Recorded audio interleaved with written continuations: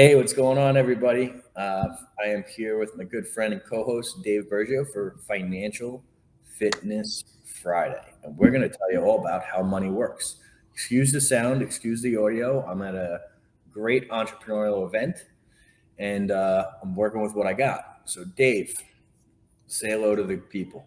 What's going on? So while Jonathan's audio's on the down end, I think mine's up on the up end. So, switching roles this week, but I think I got it fixed Okay, finally. good. So, guys, this is huge, and I think we'll do a part two because it's so intricate and so many people get this wrong. All right. And it's how money works. Money is kind of like a flow of energy. Okay.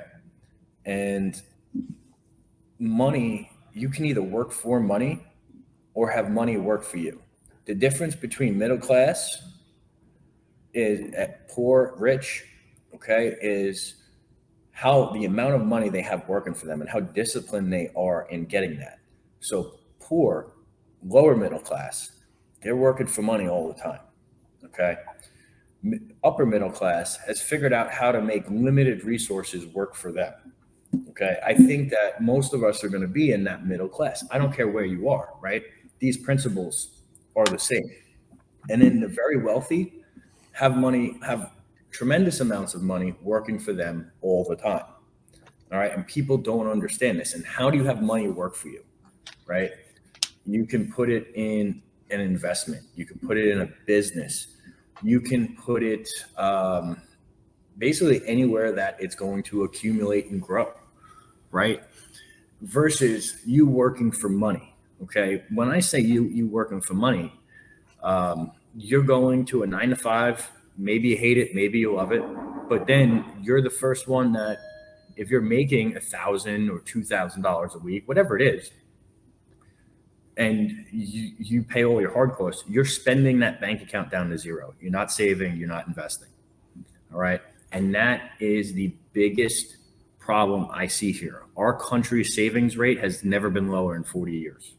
And I understand that prices are rising. Figure out how to make more money, though. That's the answer. Figure out what you can cut to save and invest more. Right. When the wealthy, the truly wealthy, okay, have their money tied up in businesses, UILs, stocks, crypto, real estate, you name it. That's what they're utilizing, to get that done. Um, it's facts. It's how it works. It's how money flows. All right. And when we come on here and teach you guys habits, when we're teaching you habits, those habits are what's going to allow you to have more of your money work for you.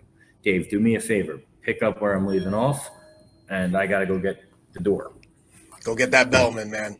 But no, like to piggyback on to what Jonathan's saying about, listen to the key word that he's saying there is invest. And that doesn't matter if it's just money being invested, time in another income producing activity, it's still an investment. A lot of times people come in with the savings mentality. So you're just pulling in money and just saving it. Well, if you have $1,000 today, like right now, and you just hold it, okay, 10 years from now, 20 years from now, guess what? It's still $1,000. But that $1,000 is losing value. Okay, there's no value on that. So from that quote unquote saving and that $1,000, it's actually going down in value. So don't get the whole savings and investing thing twisted on that. Put away, start something. Of course, you got to start somewhere. So save a little bit, save. And then you get a chance to make the move to get that to grow. Because people say that all the time. Hey, I got money saved. Well, you're losing money technically because we're getting murdered right now on inflation. Things are going up everywhere. That value is going down. So it's important to get it. One of the best things I've ever heard when kind of learning how money works in general. And there's guys, we could probably spend an hour on this, but Grant Cardone said it best, like the 3 ways of basically how to make money work. You get it, you keep it, and you multiply it. Getting it's easy. If you've got a 9 to 5, you're trading that time. You're trading those hours for dollars. If you have a business, you're still doing that, but you can invest more into it to bring more in there. Then the hard part is once you get it, now you got to figure out how to keep most of it. Because what do? You have expenses, you got bills, you have other things you have to put out, you have outflows. And then whatever you have left, now you got to figure out how to multiply it. And that's always the tough one, especially in today's economy and day and age with how everything's going. And I love where you're going with this, Dave, but I want to give you guys markers, right? Okay. So you're 100% right with the savings. Okay. Think about it like this. If you know inflation's 12%, right? All across all everything.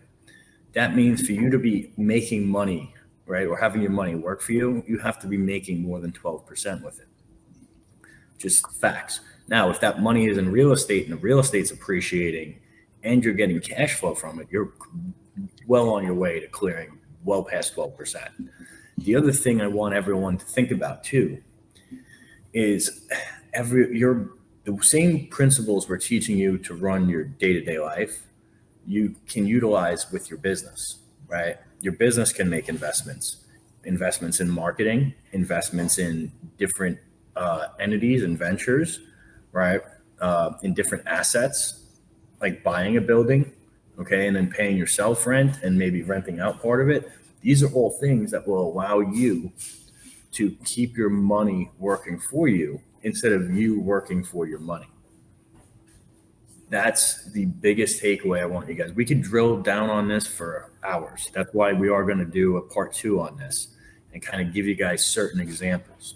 It's also the reason why Dave and I have come on here time and time again just to repeat certain principles and certain habits, because when you pick up those habits will allow you to get here in this place where you can make better decisions and you can be in a better financial position.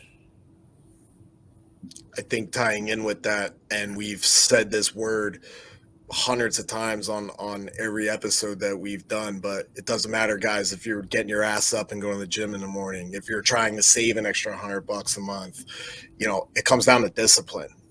You gotta build that skill set of discipline. Hey, even if it's just something small to hang on, you have to have that discipline to pay yourself first. And then, as Jonathan said, if the number's 12%, how do you beat that? How do you figure out how to beat that? And one critical component, I think, too, in investing, even in a business, invest in the people, right? So if you're trying to grow on there, invest in the people that you have, or if you have a direction and a plan to move forward, invest in them more, man. It all ties together. It's crazy how discipline and investing, how much these words tie in just into life in general. Yeah, man, I love it. This was a really good one. Guys, I know you got a lot out of this. The only thing we're asking you to do is share it, send it to someone that hears it, tag people in it. That's what matters to us, because it gets the message out and it's going to help more people, right? These are basic principles that when you adapt, your life will be a lot better, right? I apologize for the audio. It's still worth listening to, probably listening to multiple times. Share this, get it out there. That's all we ask of you. All right, Dave, thanks for coming on. Appreciate you guys, and kick some ass. Be great, y'all.